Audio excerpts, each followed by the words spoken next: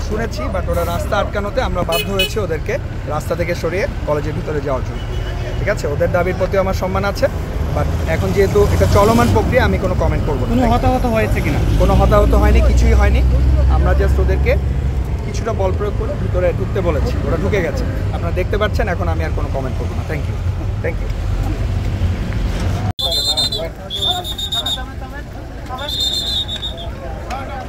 কি বলবো জানি সেনাবাহিনী বিষয়ে বলবো কিছু?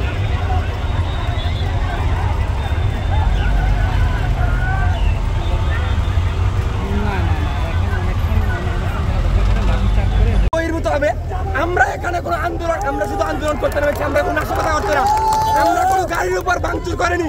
এরপরও তারা আমাদের উপর কেন হাত তুললো, আমরা জবাব চাই।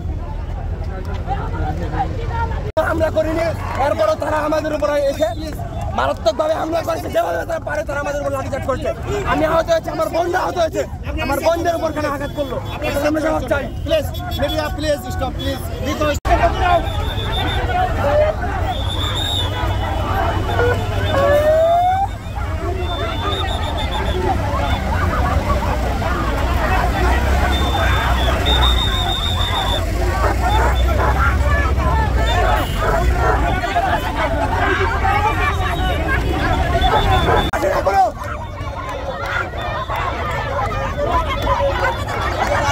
হিসাব ইচ্ছি না হবে, আজকের হিসাব রাখাবো, প্রত্যেক হিসাব